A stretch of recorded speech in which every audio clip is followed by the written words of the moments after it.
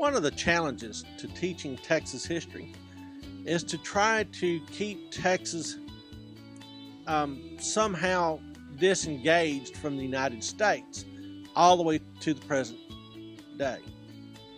And the short answer is I can't. I mean, Texas is now so thoroughly integrated into the United States that we're really talking in many ways about American history with a Texas flavor. Whereas in the earlier lessons, we were really talking about Texas with a Mexican flavor or Texas with an American flavor. Now all of a sudden it's the United States, history of the United States with a Texas flavor. I would really refer to this as the big switch. And we're really talking about the 50 years after World War II where this big switch occurs. You know, we've already talked about how Texas is really no longer rural and agricultural. It's now becoming urban and industrial. I mean, Houston is ballooning during the course of World War II, as is Dallas and Fort Worth and San Antonio. Even Austin's picking up population. There's another phenomenon that occurs. Texas becomes a two-party state. It had been fairly hardcore Democrat, but as we will see in coming lectures, there is a Democratic civil war that occurs in Texas that gives an opportunity for the Republicans to make an appearance again for the first time since Reconstruction. The war had also created new opportunities for minority populations in Texas. We're talking about African American, we're talking about Tejanos, Hispanic, Latinos, and then we're also talking about women. Well, part of this story can best be told by the numbers.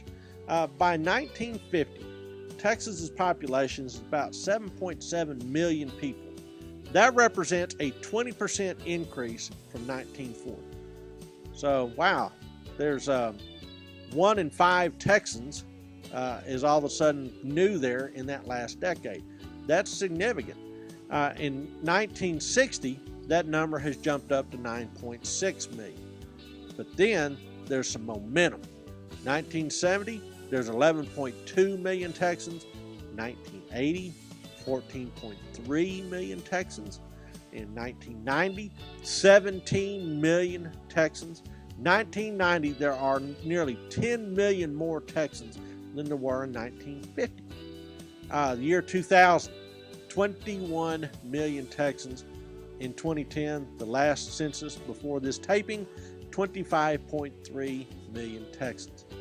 So, in 80 years, from about 1930 to 2010, Texas added 20 million new folks to its population. These new people are urban cowboys. You know, Texas has this mystique. My goodness, we've been talking about this sort of growth of the Texas mystique. But the things that fed that mystique, livestock, oil, cotton, things like that, are no longer realities for most Texans.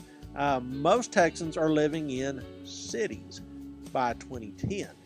In fact, family farms begin to fade precipitously in the last part of the 20th century, to where only 2% of Texans are producers, actual producers, on farms and ranches. A lot of people say that they have ranches, but if you take a look at what they're actually doing with the ranches, they're hunting white-tailed deer. They're not actually running cattle. So only 2% of Texans are actually producers by the year 2000, certainly. Now, the farms that remain in place are consolidations of smaller family farms, and so the farms grow larger. So there are some pretty sizable farms still to be had. But most Texans all of a sudden move to town, get a job in an office or on a factory line, and that is the new reality. Defense industry, petrochemical industry, both mushroom, and Texans become urban cowboys.